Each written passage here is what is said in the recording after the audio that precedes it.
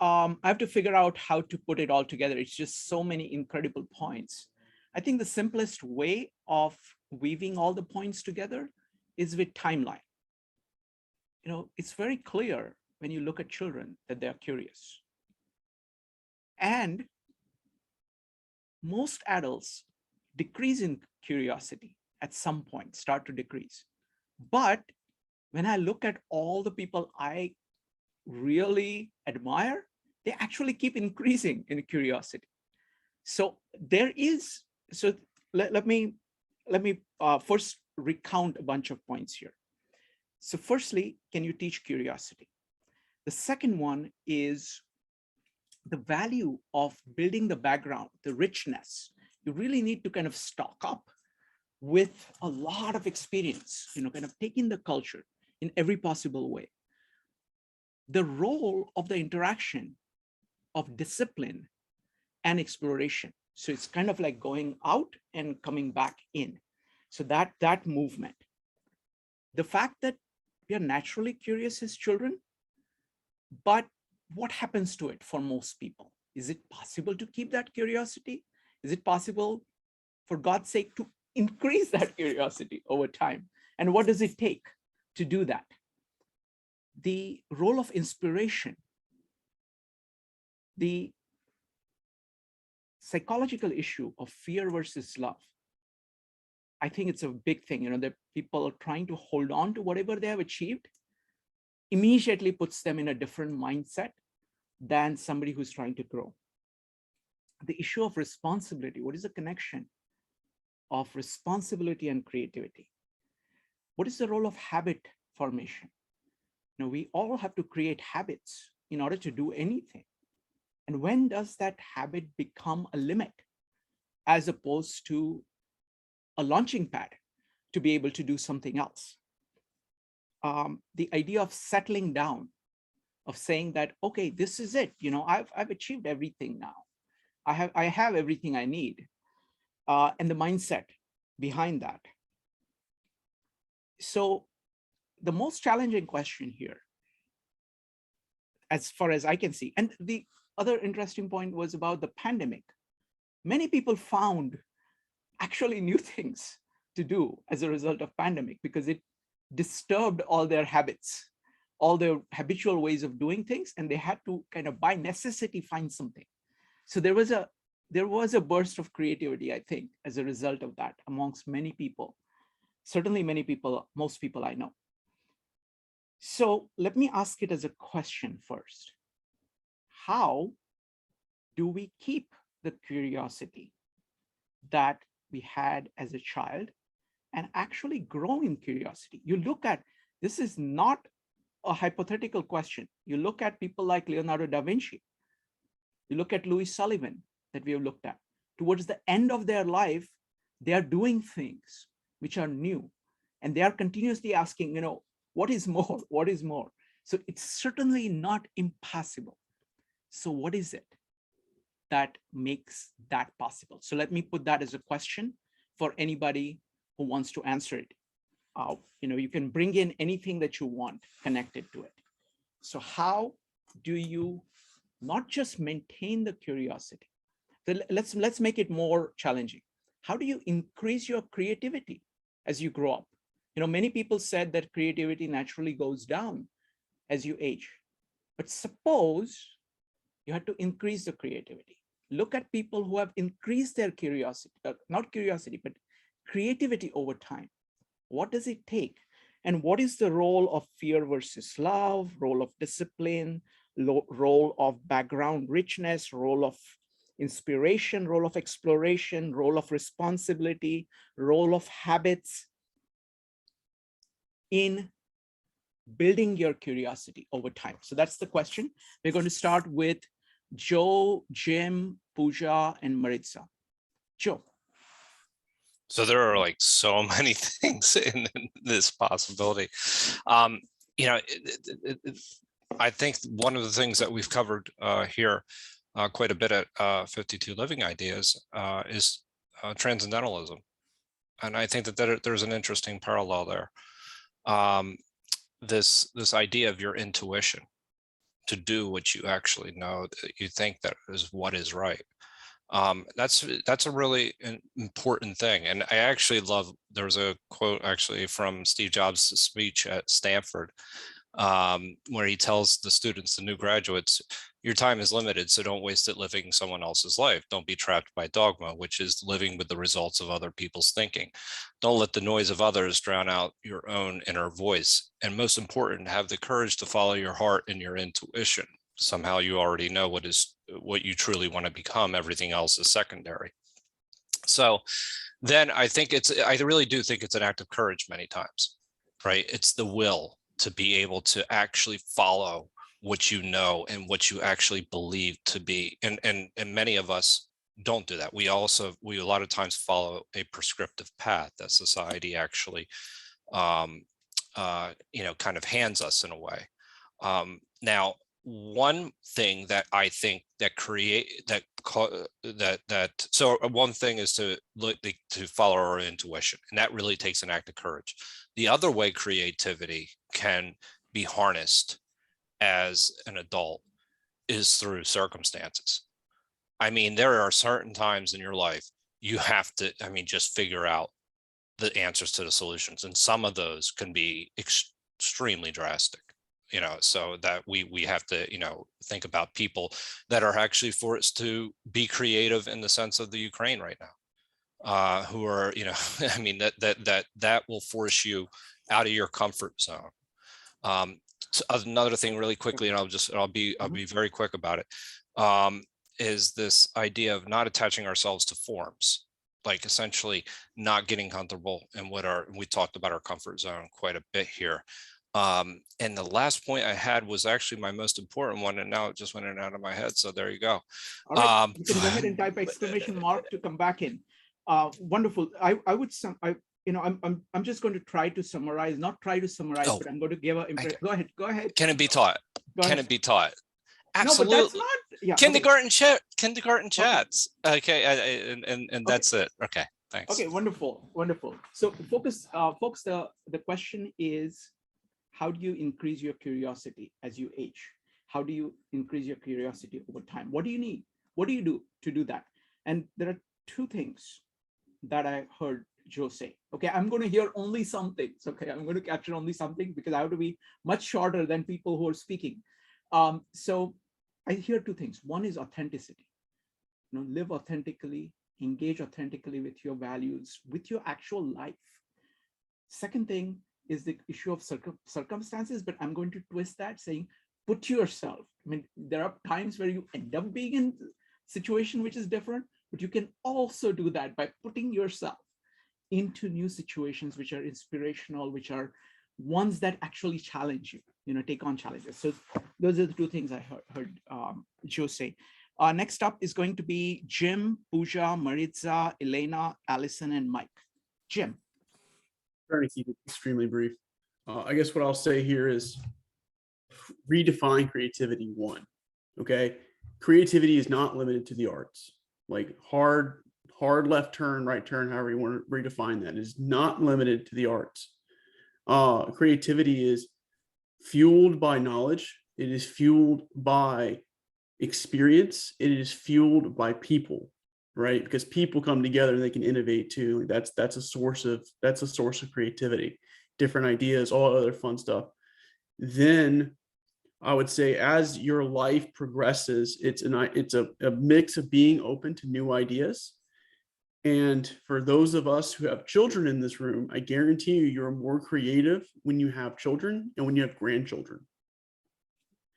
And the reason why is because you have to be creative in how they think. And not only that, but you also have to, you put yourself in their shoes. So you're imagining what it is, and then you're playing those games with them. So your creativity under that assumption, like, does it increase? Always. You just have to redefine it, and don't limit it to just writing the perfect poem or composing the best piece of music or writing a best book or something like that. Creativity is everywhere, and it is based off of well-aged knowledge, which then leads into wisdom. Wonderful. Beautifully put. Beautifully put. I'll say two things. I mean, absolutely, creativity that we're talking about applies everywhere. It applies to every realm of your life, not just art. It applies to how you interact with your friends and family. It applies to what you do with the world at large. It applies to how you move your body. It applies to how do you manage your emotions. It applies to your thought.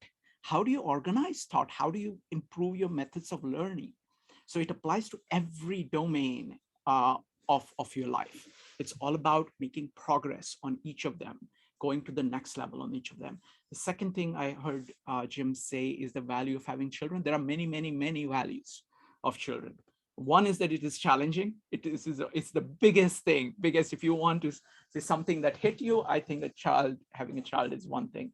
Second thing is that it is your lease on it is your opportunity of being reborn, really, of watching what it means to be a human being and to grow. It may seem very odd, but most people think that children should look up to adults. In some ways, you have to look up to children because it's the concept of Jacob Branowski of the longest childhood. Actually, human beings are characterized by long childhood. So we remain children for a longer time than any other animal.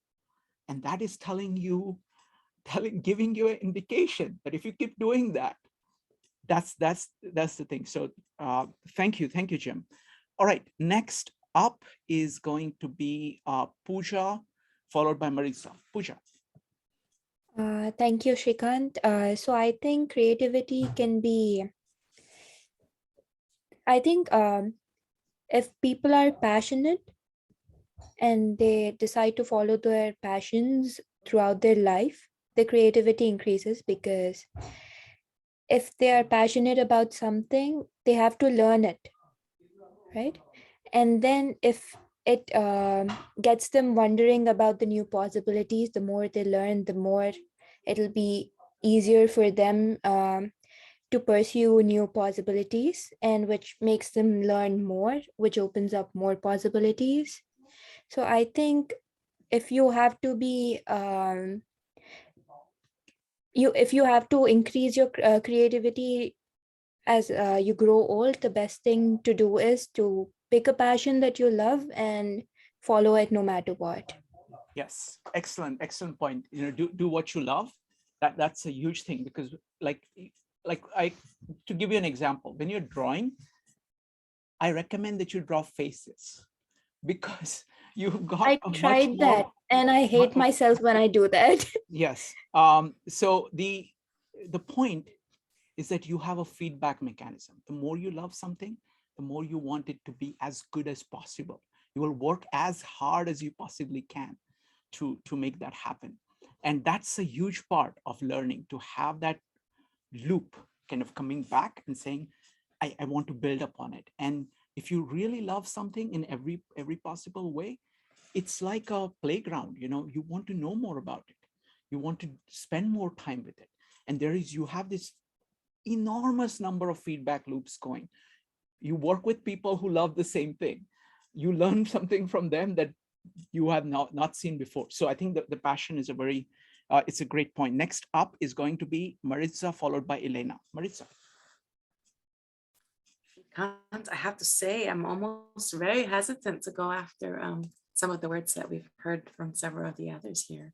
I really love the concept that Jim spelled out for us, where it's the trickle effect of wisdom and discipline and knowledge towards creativity. Because I think often people think of creativity as this also random ephemeral thing that you might be able to touch, you might not.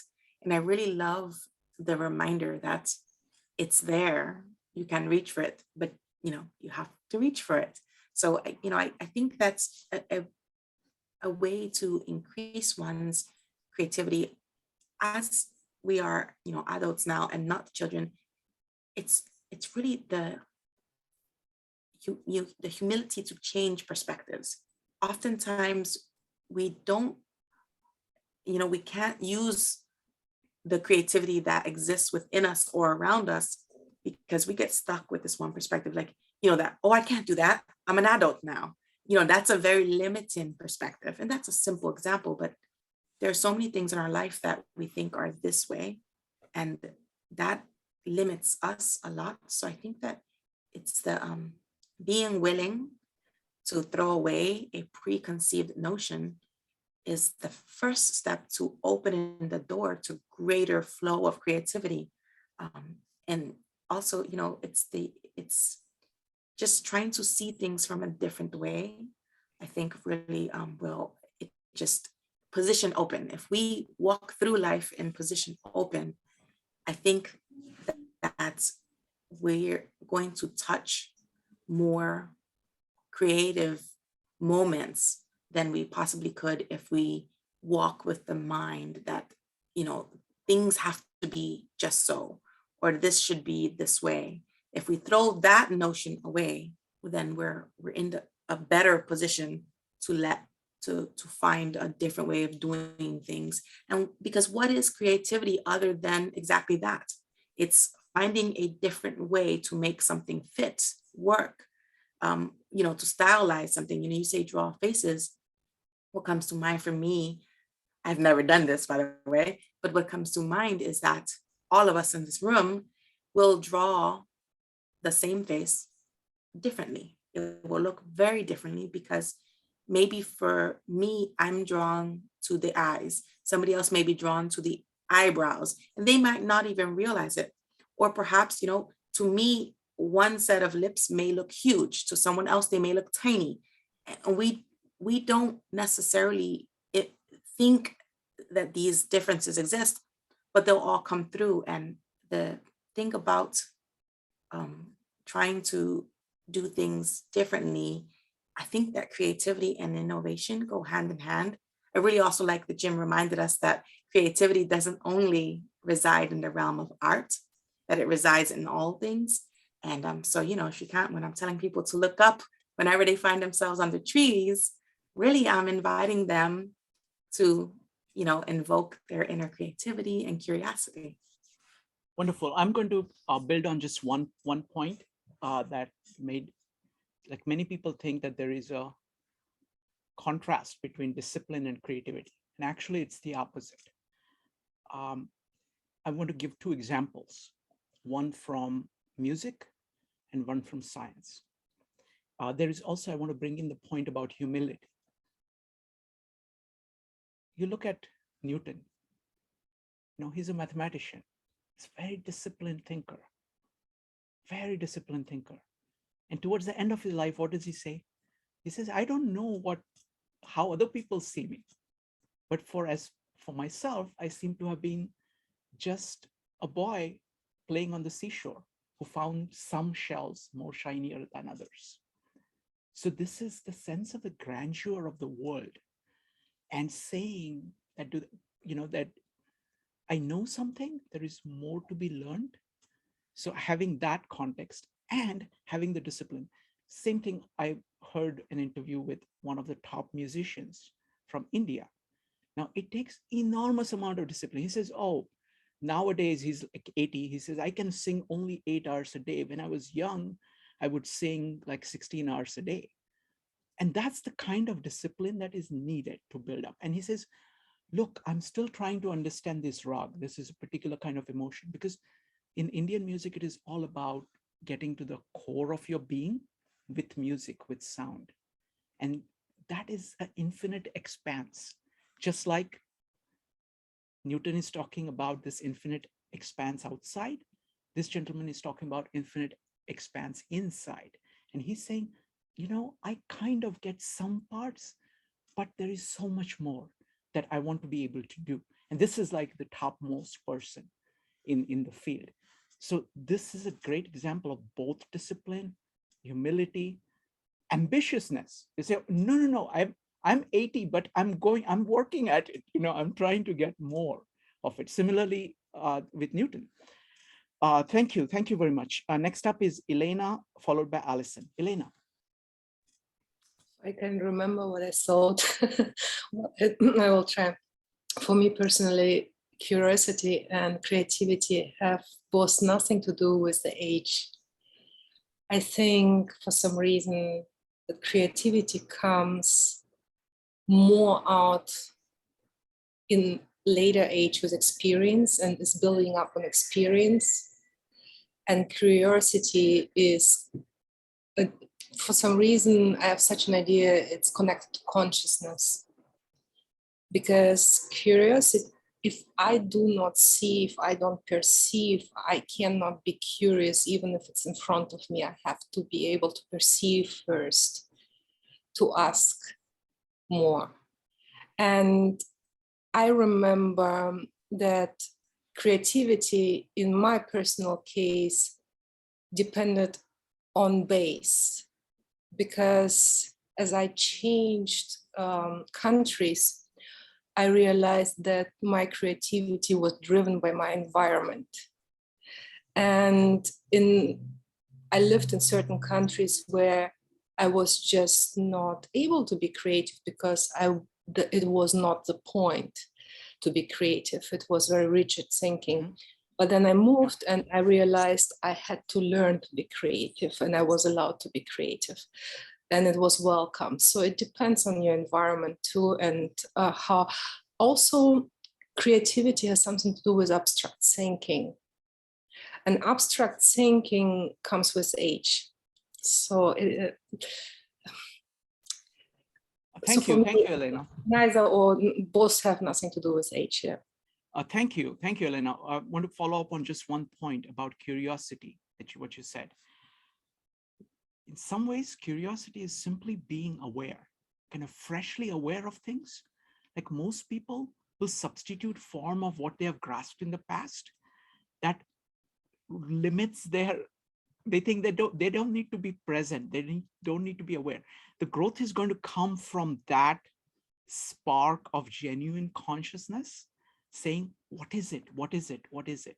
Freshly asking those questions. And creativity is the result of that happening over time. All the good work that you've done kind of put together. So I think that's very good observation. Next up is Allison, followed by Mike. Allison. I think all of these things are part of it. You have to create time and space to be able to be creative. You have to have discipline. But I think at its heart, you have to be willing to take chances. And I had found this quote that I had thought about reading, but it's not a poem, so I decided not to. But I think it really kind of speaks to it.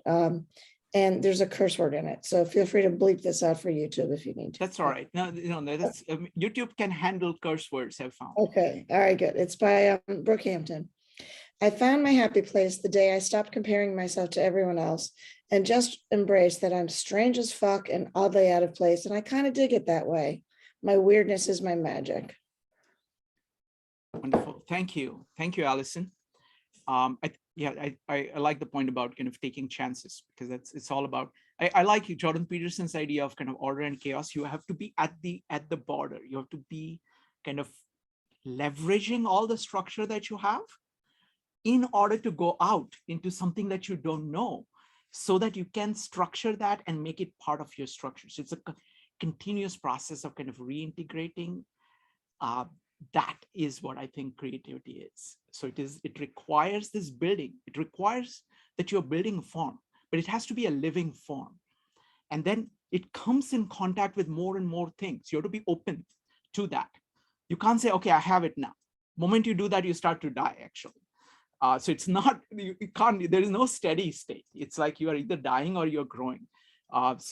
Excellent point. Next up is Mike, followed by JP. Mike. Yeah, I really liked the direction that Elena took the conversation, where talking about how the environment changes our creativity. And I think you can almost quantify it and ask people, what is the level of your exposure to children, whether you have your own, or if you're a teacher, because they at their core, they're just naturally curious. So being around them If they're not your kids, if you're a teacher, for example, you're going to feed off of that. I think it's very helpful. If they are your kids, to a point that Jim made earlier, you're going to want to foster it yourself. So it puts you back in the loop. So you're at the beginner's mind with the kids, and then you're kind of rejuvenating your own sense. And then I think another significant variable is whether or not you have a significant other in your life. If you're married, for example, or somebody you're very close to, because if you are, now you're on a parallel track or you're off the track. I think that really adds some complexity to this conversation if there's somebody in your life, because if you're growing and your significant other is not, that creates a conflict that might put you back in time. So just in general, Elena's comment, that environment kind of changes things a little bit. Wonderful. Thank you. No, that's huge. Next up is going to be JP, Joe, Laura, and Marco. JP. On being curious and creative, I'm going to Rumi, the Sufist mystic of the 13th century, and I'll quote Rumi 3 times. 1, when you let go of who you are, you become who you might be. And 2, what you seek seeks you. And 3, keep knocking, and the joy inside will eventually open a window and look out to see who's outside there. Wonderful, beautiful. Thank you, JP. Next up is going to be Joe, followed by Laura and Marco. Joe. Yeah, so really quickly, I'm going to try and link this, the idea of curiosity, creativity, and I think one of the most important things that we can probably take away from it is today is Rupali's poem. And many times we have this idea that, and Jim actually reminded me of this, that better is the enemy of good. We have to remember that. And what happens when we try to make something better? Who are we trying to make it better for? It's no longer for ourselves, right? So this idea that it kind of kills creativity and that we're not willing to fail. So then there's that fear factor that comes in.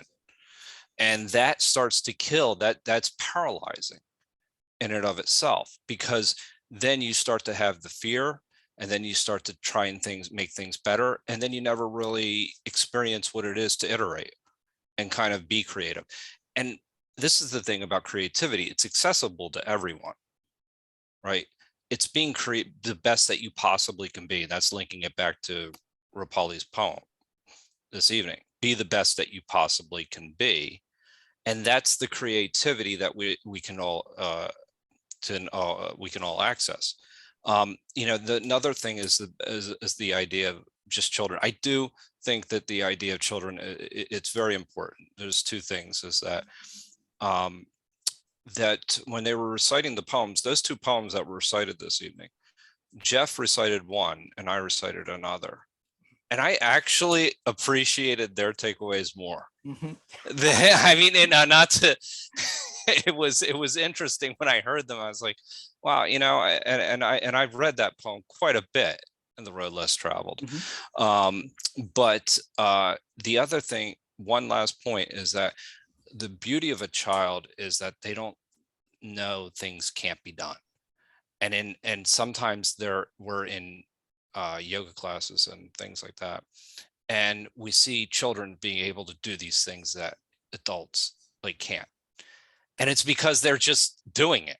They're not thinking about it. They remove the barriers that they've created in their head that they can't do it, and then once the adults remove those barriers, they're able to do things like a handstand or a headstand, and not to say that physical mm-hmm. Yep. Youth doesn't matter, but people are able to do things that they were once able to do as a child. And the only reason why is because they've removed the boundaries that they actually believed that were in place many times. Wonderful. So folks, we'll be wrapping up very soon. And for those who want to stay, Joe, you're still up for the diagram? Okay, so what we're going to do, we're going to have 2 more comments, and then I'm doing a preview of the meetup that we are going to do on Wednesday about applying Carl Jung's ideas on MBTI. So if you're interested in MBTI, if you have, especially if you have taken tests, that the cognitive function test, the 8 function test, I want to show you how to, I'm going to draw a portrait of Joe. Okay, I'm going to stop the recording and I'm going to draw a portrait of Joe with the MBTI stuff. So if you're interested, you're welcome to stay for that. So let's do a quick comments by Laura and Marco, and then let's go. Laura, go ahead. Okay. I think, yeah, there's creativity in the form of arts. You have to be creative to be a scientist, a doctor. You have to be creative to be anything. I have to be creative sometimes to get through the day, to find workarounds, so there's creativity. And I just want to say, a couple of years ago, I decided I'm going to be brazen because you know what? It doesn't matter, just do it.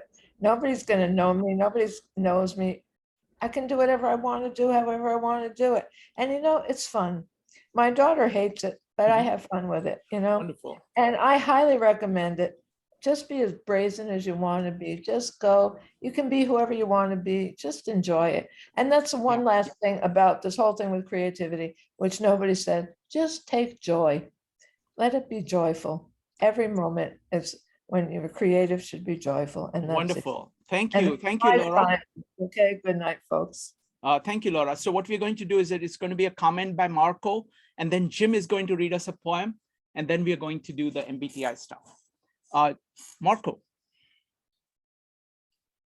Yeah, I was just thinking, like, even if you have like just a insignificant like new direction that you're thinking about, if this is more like along the lines of like intuition, like not sort of dismissing it, but just following it and go in that direction, even how small or that you think it is. Wonderful. Thank you, Marco. Jim, go ahead. Hey, so thank you so much, and I think this probably will sum up a lot of the ideas we talked about. Art is a great way to explore things. So this is something I wrote, The Curse of Eve. At the beginning of our origin, when we were young and but infants to God, despite our many blessings, our doom taunted us. Some say it was a fallen usurper. Others claim it was a benevolent God. Before Eve partook of the apple, our existence was perfect. Or was it? We were bound by our understanding, bound to never age, never die, or overcome. Was God's gift to us as curious as our existence, or was it a curse from a malevolent God? For coincidental reasons, Eve was lured by a crafty serpent, maybe inspired by Prometheus, lured by the curious ability to challenge the divine. The tempter in his arrogance did not fear the coming tide from the divine and man. When Eve took the bite of apple, her curious mind was broken. Her mind was in those moments shattered and changed forever. The mind had knowledge of good and evil. The knowledge was like primordial titans, uncontrolled by the union of time and chaos. The knowledge she wrestled with in those moments redefined the trajectory of the divine creation. Eve at the time was the most powerful woman alive, compared to the meager box of evil flowing through Pandora's hair. The knowledge that Eve possessed was what Odin sacrificed his body and eye for. The knowledge that would cause Sumerian gods to carefully overwatch their slaves. Even though Eve could not understand the knowledge she held in her hand, she knew it had to be shared. Our curiosity was the beginning of our disobedience and suffering, or was it the gateway to salvation? Without the knowledge of good and evil, how can we understand the divine? How do we seek the middle way of knowledge with curious boundaries? How can we understand our own suffering and help others? Is curiosity our design curse or a gift in our fall from God? For how can we understand the fall without understanding our curious nature? Our curiosity is an appetite that is destructive. Our curiosity has led us to indulgent actions on the islands of Circe. Our curiosity is the devouring force of creation. Our curiosity leads us to the godlike creation experience of new worlds. I wonder if free will controls our curiosity, or are we possessed by our curious pursuits? Curiosity must be the pursuit of happiness. But wait, we must carefully tread our pursuits with respect to our fellow beings, without that respect, it will lead to horrendous crimes against humanity. Just like the imperfect creation we are, the fruits of our curiosity build from generation to generation. Through experience exploration, we reveal the boundaries of our unknown imagination. We shine a light in the maddening darkness and cradle the divine. Be careful and seek to discipline your curiosity, or be forced to act it out forever. You will become Lord of the Flies, or your feet will never touch the ground in Neverland. Disciplining your curiosity for knowledge will give you the gift at the bottom of Pandora's box. Look back and seek the fruitful curiosities of the avatars that have come before you. An individual's curiosity can sentence you to damnation of Cain or propel you higher than Icarus. Embrace the gifts of curiosity and inspire those who are enslaved and ruled by it. Now we are adults in the eyes of God. Our current state is no mistake and is part of our natural journey. We must accept the disciplined burden of responsibility for everything we know and do not know in our curious quest to seek wisdom and meaning laying just behind our curse. Beautiful, beautiful. Thank you. I love the combination of the biblical references and the Greek references. Those two, I mean, those are such rich sources, and I like the way in which you combine them. It's a very powerful combination. So really delighted to have you here, and hope you can come back. Yes, I plan to make it a habitual thing. So thank you so much for letting me, and thank you for listening and offering that. Thank you. So let me go ahead and stop the recording now.